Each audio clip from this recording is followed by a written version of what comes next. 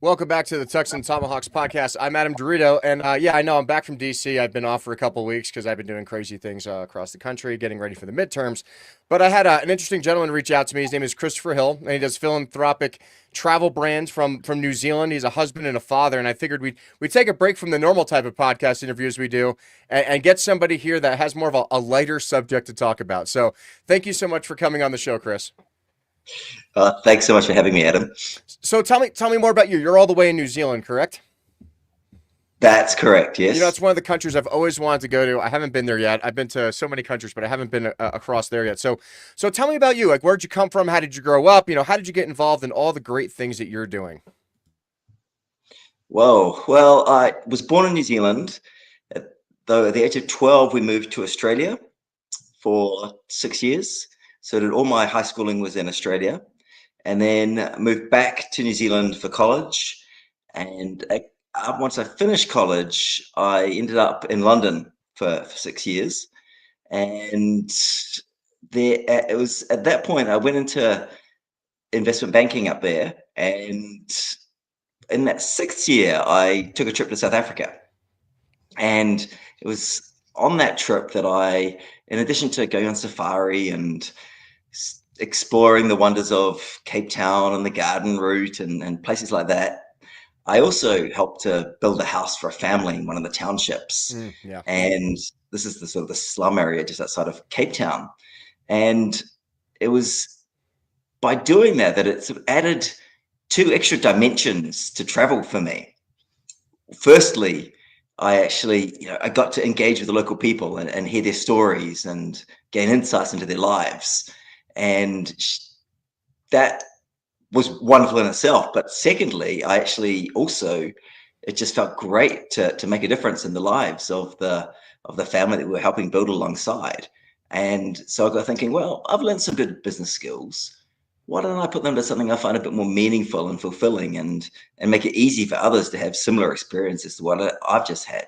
So that was the birthing of what became my current career trajectory in the travel industry. No, that's amazing. So I volunteer as much as I can with Developing World Connections, which does very similar things. So we travel to other countries, into very poor, slummed out areas in third world countries. And in my opinion, it is the best way to travel because you're really integrating with the local culture. You're really getting to meet the people. You're not just there to do the touristy things. You're going out there where there's no clean water, there's no toilets, you're building a house or you're doing this. But man, when those people start opening up to you and expressing their culture and you're sharing a meal with them in their home and they're getting to take you to all the cool places that tourists don't get to go to, it's one of the most fulfilling things I've ever done in my life. And I'd love for you to talk more about your organization and how people get involved with those things, because it's such an incredible experience. I encourage everybody to participate in. Yeah, you've nailed it there in a nutshell, Adam.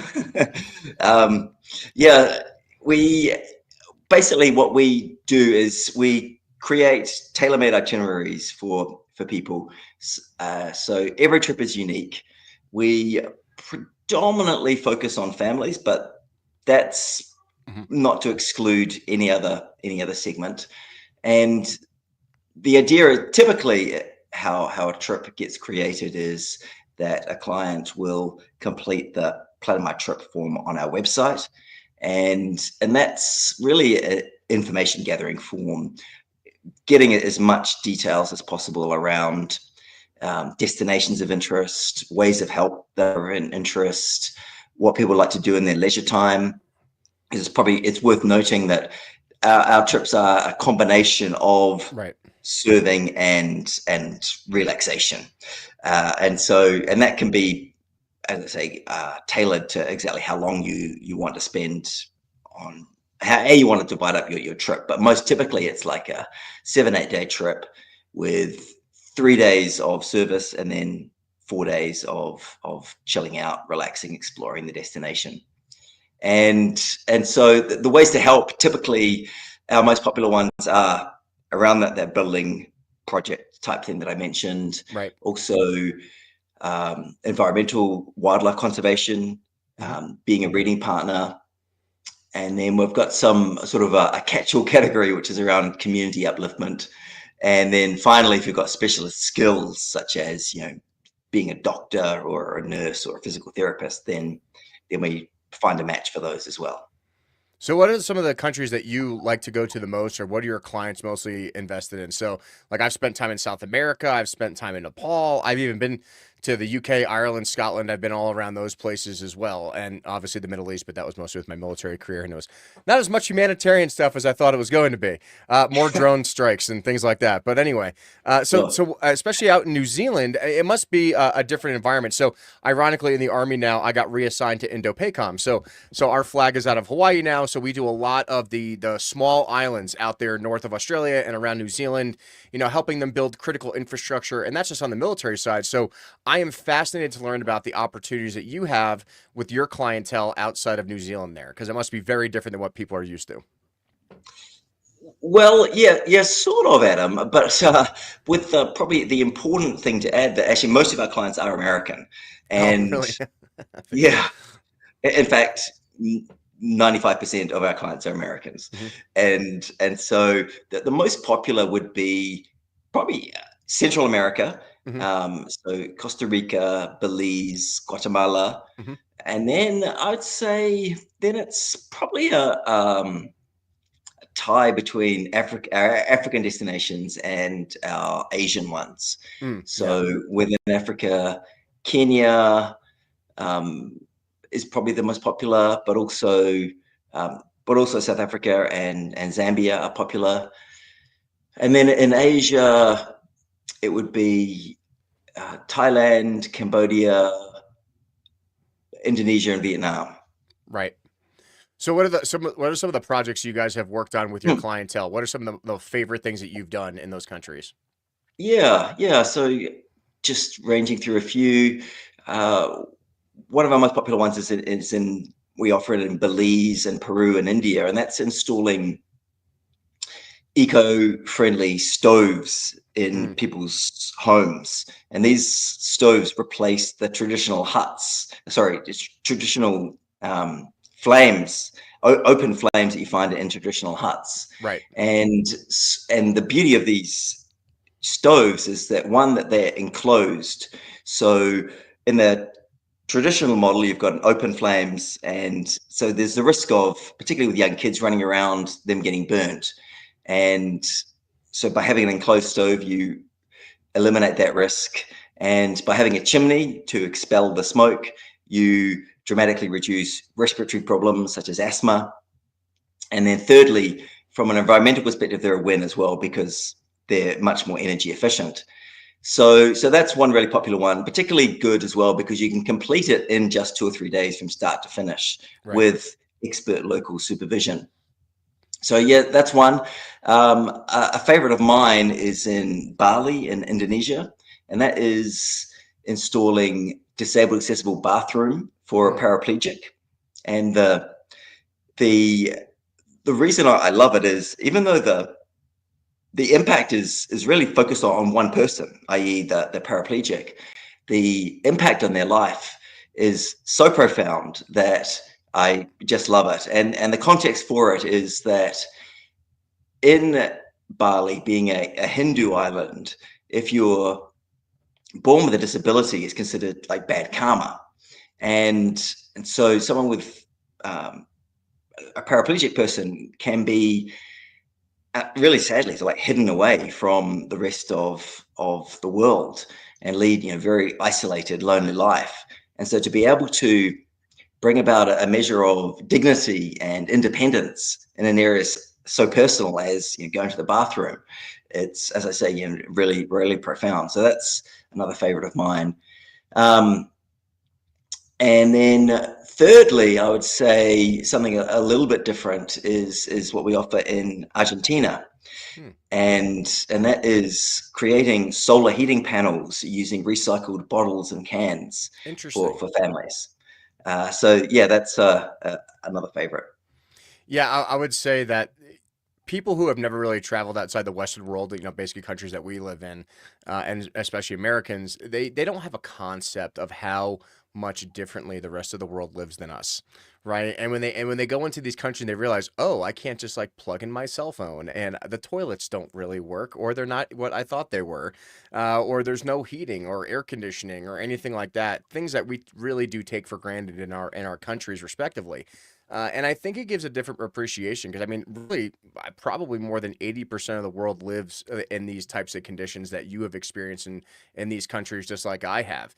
And to see the genuine appreciation and joy of these people with this simple things, like you said, like for these paraplegics, a ramp, just making sure that they can use normal human facilities and really respect human dignity. It's such a profound experience. And I think it's something that, especially in my country, because I live in the United States and everyone here takes everything for granted. I mean, they just don't understand how good we have it, and how I can just order anything I want on Amazon. It's at my house in 2 days, and I don't have to worry about it. When in these countries, they might spend 6 months saving up to buy a so-called stove, like you said, and people can't even comprehend. Like, I spent time in Peru and Barranco, right outside there of the slums down there. And just like you said, we were doing similar type of work. We were working in a school, building them a kitchen facility just so they can make clean food that wasn't getting people sick. And then they invite you into their homes, and they're literally just these tin shacks with 2x4s, and they're cooking on open flame inside them. And it is a massive hazard, a fire hazard. And you know how these slums are. The buildings are on top of each other. You can light the entire village on fire. So these eco stoves that you're installing are a great safety asset to these people.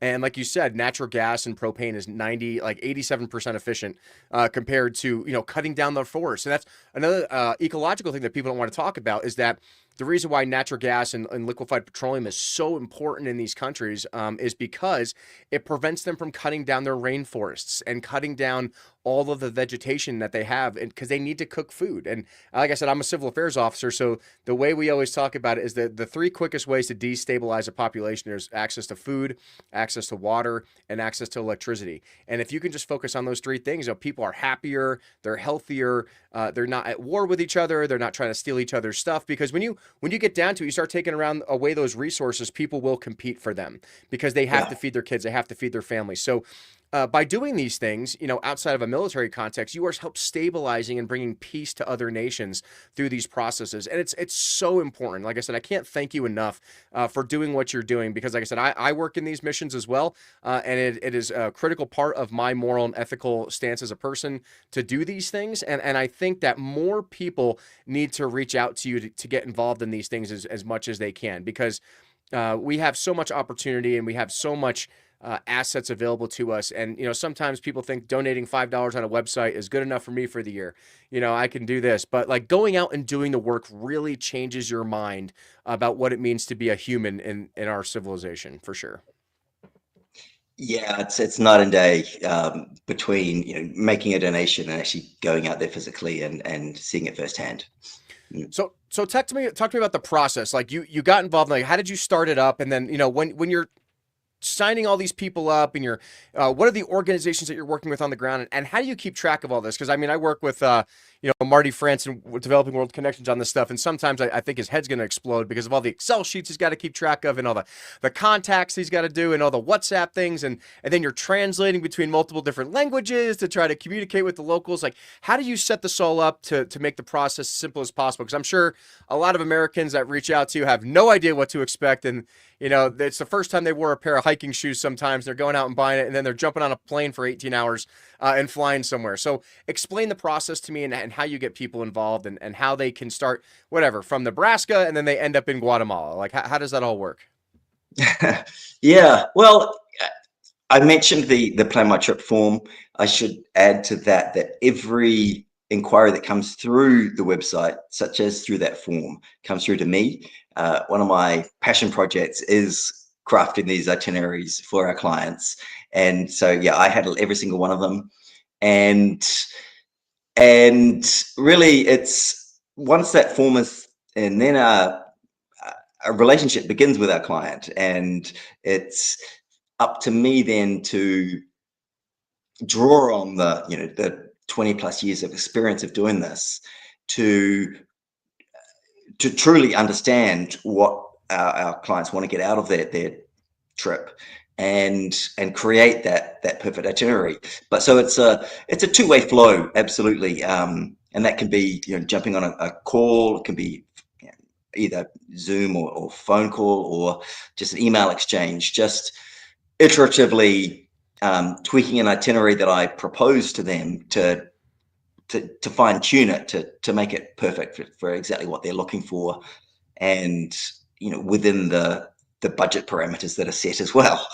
And so yeah, so that's how the flow typically works. A client will quite often, there's a split between uh, knowing where they want to go and being open to the ways to help, or on the other side, they can be really open to the destinations, but they have in mind the particular way that they'd like to help. And then it's just a case for me for, as I say, finding the right match in terms of the time of year that they've indicated.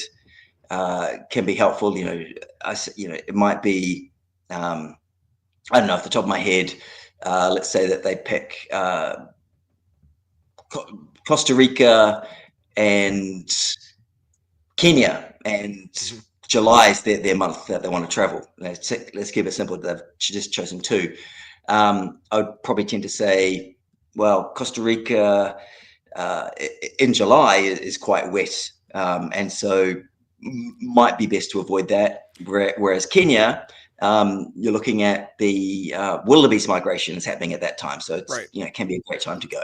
So I might steer them in that direction. For example. So how did you get like, all this knowledge? Do you work for National Geographic? Are you like are you like Jacques Cousteau? Like you just have all this in-depth knowledge of all these countries? Because like I said, it is, you are responsible for the client's experience, right? So like knowing when the wet seasons are and knowing when the wildebeest migrations are, like that's great subject matter expert knowledge that you can bring to your clients. And like you're basically like like looking up on the CIA World Fact Book on how to navigate all these countries and everything else. And also during the safe parts. I mean, I've been to countries where, oh man, there's a political protest and people are blowing up buses. It's like, oh, I shouldn't be here, and I was just bringing my laundry down the street. Because and another thing I think from my experiences too is be prepared to work. Some of these places are not like our countries where like they have stairs or elevators or paved roads or sidewalks. Like you are hiking in remote areas that do not have the typical infrastructure that we're used to. One of the biggest things I learned the hard way on one of my first experiences was like the clean water problem. Right, like I always bring something we call an H2O Go, which is a little solar powered thing that I can Yeah. create chlorine with, but I can keep it in my pocket. So no matter what water or anything that I drink, I make a little bit of disinfectant, just I dump it in my bottle and I shake it because it is very hard to find clean water outside of the United States. That's just how it is because we have so many regulations for that. But those things just don't exist overseas. So I mean, I've seen people ruin their experience where, oh, they went out to a nice restaurant and they put ice in their drink and they thought it was fine, and next thing you know, they have to take like a Z pack. Another thing I always bring on my trips, I would go to my doctor, I get a Z pack prescribed to me of heavy antibiotics in case I do get sick or something Yeah. happens. Because if you don't have the right travel insurance or something, you don't want to get stuck in one of those foreign hospitals. They don't have the the level of care that are available in the U.S. and New Zealand, right? So. How do you navigate that with your clients who may be like severely inexperienced with world travel and things like that? Yeah, great question. I think one. there's that concept of 10,000 hours, and I haven't actually added it up for myself, but I'm pretty sure I'm there over the, as I say, 20 plus years of doing this. Mhm. And so you just build it up and it becomes second nature. So there's that. And then it's part of our, philosophy is around taking a holistic approach to the trip. So what I mean by that is that it's not just the volunteering part that is beneficial, and part of that philosophy. So that can come to using sustainable eco luxury hotels, and sourcing restaurants that use organic materials and use their source their ingredients locally. But also it's around employing local guides rather than bringing in external ones. So, and you Mhm. touched on this as well. It's having that local insider knowledge Right. that can make all the difference in terms of It'll make or break your those trip little. for sure. If you don't have those Yeah, relationships on the ground, it'll make or break your trip. yeah, exactly. So that's really key. That they can have the little tips and tricks to give you, one, to keep you safe in a sort of geographic proximity sort of context, but then Yep. also like you mentioned, not going for the ice in the drink, or on the Yeah, don't ever um, do that. rinsing Don't. through the salad and so on. Yeah. Yeah, so I mean, if people want to get involved with your website and everything else, like, one, where do they have to go to, and what is the process that they have to start, and what is the mindset they need to be in to prepare themselves for this? Because it's not like, oh, I'm going on a Disneyland cruise to Florida and I'm just signing up and showing up. Like, there's a lot involved, and another thing I learned the hard way too is packing effectively, because you don't want to bring so much stuff with you, because uh like I said, you can't wheel your stuff around on your nice little wheeled luggage bag. You might have to have a off-road duffel bag that acts as a backpack, and you might have to carry that for a few miles wherever they drop you off to get you somewhere. So, one, you got to be in shape. Like, you can't be like completely out of shape doing some of these things, especially when you're mixing cement and laying bricks like I was doing down in Peru. But I had to carry a 70-pound bag around with me around this country, like a porter going up the Himalayas, especially when I was in Nepal. Like, it was nuts, because there is no, like, you can't just bring in your luggage, and you have people carrying things for you. I mean, and if you don't do those treks, you can do that. But for the most part, like, what do you think are like the essentials that people need, when they're signing up, and like the mindset they need to be in, to be the best prepared to go on these expeditions, as I call them? Yeah, I would say mindset would be open, It's a good one. open to anything happening, but then also open to having your life changed, Yeah. really. Um, and and part of that is being open to new experiences. You're taking that awesome step and going to these somewhat exotic destinations, and so part of that is doing a deep dive into the culture, um, and placing a bit of faith in those local guides that they do know what they're talking about, and can keep you safe. And so even things, talking about food, maybe things that you wouldn't normally consider, but if your guide is recommending it, my advice would be to trust them on it. And you're gonna love it. You will appreciate them taking that time to perhaps help you, edge you out of your comfort zone. Um, and then I would say, I mean, one thing that probably is important to note, that our trips, that because they're tailor made, they can be really intense, like you're describing, but equally they can be, yeah, less so. And certainly we skew more to the luxury end of travel. So that conveys some creature comforts, which could be things, high level of accommodation, but also a massage at the end of a hard day's work as well. So there are those sort of things to look forward to. And I would say that you can basically, another part is that by virtue of every trip being customized, if you're skeptical about it, maybe just do a couple of days and that's 2 days out of your trip that you're giving over to this. Dip your toe in the water, see what you think, and maybe do something a bit more intense next time. No, for sure. So, my next question is, how did you meet all these contacts overseas over your 20 years of experience? Like, did you Mm. just Google them and friend them on Facebook or something, or did you have organizations you reached out to? Like, what were all the connections you had to build that network of professionalism for these experiences? Mm. Yeah, well, there was no uh, no two ways were alike, really. But one thing that did help was when I was first launching, I uh, my a guy that I was best man at his wedding. He was quite senior within a travel company, and he introduced me to that company's product manager, who very generously shared the contacts that they use in the various destinations that they operate. And so that was sort of our local partners for handling the logistics of the trip, booking the accommodation and the transport and tours and all those sort of things, which saved me having to do that due diligence on them. I had the trusted, well-established suppliers for that, which meant that all that was left for me to find was our community service partners.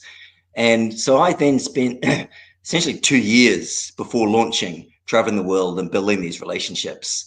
And as I say, there wasn't. I mean, we're talking 2004 and five, which is, I mean, the internet was around for sure, but things weren't as established online. But really, it was a case of just putting myself and the vision out there, and just through seemingly loose connections, people just came to me with recommendation. For example, a couple of things was one.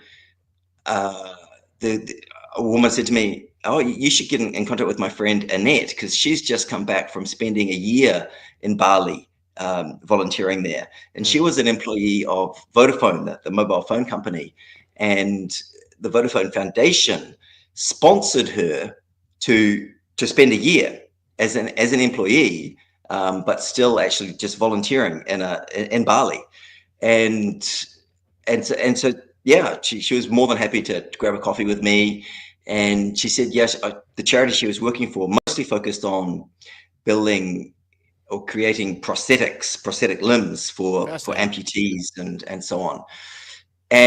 But she said, as a sideline, what they offer is building these disabled accessible bathrooms that I mentioned, and my ears really pricked up about that. And so I was then arranged to get up to Bali and meet with them and evaluate their project. Um, and so that was one example, and then another one that I can think of was the New Zealand government was funding for startups, giving them some business training, and there was one of these sessions I was at that there was a woman from Ukraine there, who said, "Oh, you should do something in the Ukraine," and so through her contacts, yeah, was able to get up there and evaluate what she was promoting. So there was no really, as I say, just no consistent path of how it happened, but just by virtue of making it known to my network what I was doing, was able to establish just a great range of opportunities. Yeah, and that's going to be my next question too. So, is everything that you guys do internally self-funded, or do you work with NGOs and they do partial funding? Do you have government grants,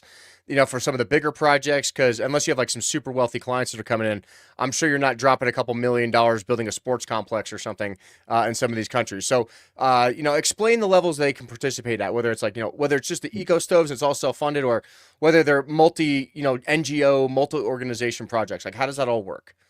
Yeah. Our model is what I describe as philanthro volunteering. And what I mean by that is that it's the funds that our clients bring, which is the main benefit, Hmm. and to enable the project to happen. And so that can be small scale, like those stoves, through to, I mean, the more standard ones is building houses. We haven't done the multi-million dollar Yeah. projects. Certainly open to it and could do it. But so it's typically in the range of $1,000 to $5,000, and that's contributed by our clients. Sure. And then the benefit that the clients get is that interaction that we've been talking about, and the exposure and the immersion in the culture. Um, and but yeah, so we do work with NGOs for sure. Mostly they're local, to the destination, and just small NGOs that are focused on their particular area. But we do have some bigger relationships with the likes of World Vision and Habitat for Humanity as well. Yeah, and I was in the United States too. A lot of these, what people don't really know, and I don't know if you let them know this, but since you're working for like a charitable cause, a lot of these things are tax deductible, for your taxes, right? So you can donate, thousands of dollars on this project and this big thing, but at the end of the year, you could write this off, a lot of those expenses. So not only are you're not just going on vacation, you're giving back, but also it's a nice little like financial benefit to you at the end of the year. So it's like you're giving back and you're saving money on your taxes. So. That's correct, Adam. Yeah. So what else do people need to know about your organization? Like, how do they get involved? How do they find you? How can they connect with you on all these things? Handsupholidays.com is the website, and the best way to reach out to me. As I say, every inquiry that comes through will come through to me. But I'll quickly mention we do have a second website, and this is called Impact Destinations. And the idea behind that is, in contrast to Hands Up Holidays, where, like we've been talking about, you do actually roll up your sleeves and mix the cement, or wield the hammer, or get on the end of a paintbrush, whatever the case may be. With Impact Destinations, your philanthropic donation actually is focused on enabling the experts to do what they do best, and at the same time unlocking a unique experience for yourself. So for example, say on a safari day in South Africa, you get to witness a rhino relocation from a Oh, wow. reserve that's facing a lot of poaching to a better protected reserve in Botswana. So this is where you actually get into the helicopter with the veterinarian while he's darting the rhino. And then once the rhino's been darted, land, spend some time with a sedated rhino, and then help to get it loaded into the container and airlifted off to Botswana. So it's about leaving a legacy and being able to say, I saved the life of a rhino whilst on safari. So it's handsupholiday.com. Holidays.com, yep. And then impactdestinations.com, yep. And then I'm putting this on a banner for you on the bottom of the screen. So I'm trying to get it to pull up for you. And then impactdestinations.com. Cool. I'm gonna see if I can get this to put up there. Yeah, there we go, guys. So you got handsupholiday.com and then impactdestinations.com. You guys can go to those websites. You can connect with Chris. And I, as somebody who's done this with a different organization, but same exact concept, it is life changing. It is something that as long as I have the vacation time every year, I try to go at least once every year. And it is an amazing way to see the world. It is such a great way to travel. It's something you're never going to forget. You're never going to regret. Like sometimes you go on these other tourist destinations, you're like, I got swindled by the local guy buying my drink package and whatever. I had a terrible experience at this restaurant and like these people fleeced me because you go to some of these countries and that's all they want. They just want your money. But the good thing is like when you go to these countries and you're serving, yeah, they're taking your money, but you're building a house. And you're doing some good, and the people are way more receptive when you're there to help them versus just being a tourist there to buy a t-shirt, right? So it's a great way. I think you guys should all go to these websites, connect with Chris, sign up, figure out what country you want to go to, get on a plane for like 16 hours or something ridiculous whatever it is, and just go do it. I promise you, as somebody who's done this, it is 100% a life-changing experience, and I can't recommend this experience enough. Awesome. Chris, do you have any social media people can connect with you as well? Yeah. I can put that up too. Yeah, we do.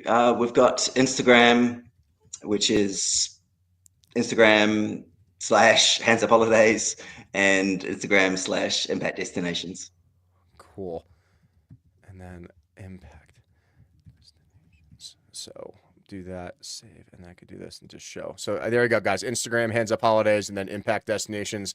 So go look up on their social media and stuff. And once again, I want to thank you so much for coming on the show. It's such a nice break from normally the interviews I have to do, which is like corrupt government officials and politicians and changing the government and all these other things. So it's so nice to talk to somebody who is doing good in this world.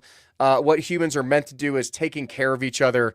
And I want to thank you so much for taking your time across the world, literally in like 20 different time zones for me, to take your time to come on this show and motivate people to go do good in their own communities. It's been a blast. Thanks, Adam. Awesome. Thank you so much, Chris. And just hang out for a minute while we end the show. Sure.